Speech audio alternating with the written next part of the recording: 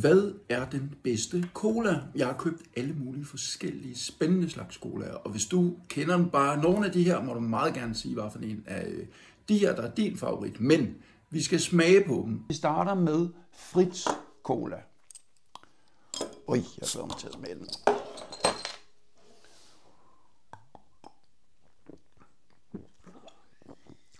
Wow, den smager lækkert. Den smager faktisk meget ligesom en Coca-Cola, men super lækker cola. Så har vi den her Hancock Cola. Jeg er meget spændt på at smage på den.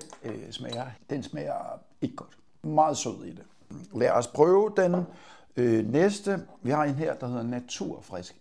Jeg har aldrig smagt den før. Jeg ved ikke, om der er nogen af jer, der kender den. Flaske cola.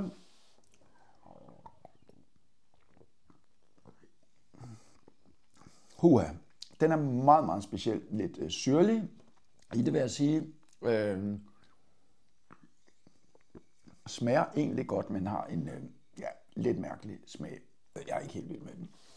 Og så lad os prøve at tage den her Mexicola. Jeg tror, jeg har smagt den en gang. Der var brus. Det var det, der ikke måtte ske.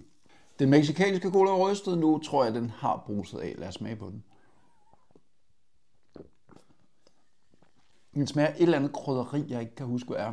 Den smager egentlig okay, men det smager lidt af en drink faktisk. Jeg ved ikke, om de er helt vilde med sprut over i Mexico. Det var den mexicanske cola. Man kommer til at bøve sig alle de cola. Så er vi kommet til Sport Cola, en af de colaer, som rigtig mange efterspurgte i den første cola-test. Lad os prøve at smage. Sport Cola, også fra Hancock.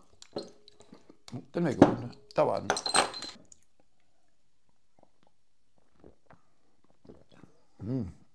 Den smager faktisk godt, men en sjov blanding af cola, vil jeg sige, og Sprite eller noget i den dur. Men faktisk lækker, frisk. God grund til, den hedder Sport Cola. Lækker cola, men lidt anderledes end almindelig cola, vil jeg sige. Så er vi kommet til Dr. Pepper, som mange også efterspurgt i den anden cola-test. Og det er dåsen. De fleste, der kender den, ved godt, den smager kirsebær. Det gør den også. Jeg er ikke vild med den.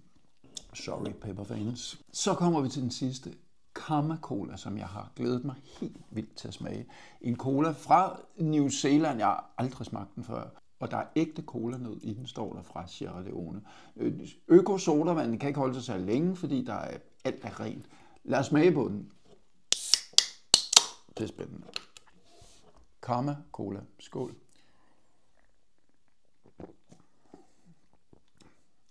Den smager faktisk godt. Der har også en lidt speciel med, lidt frisk smag.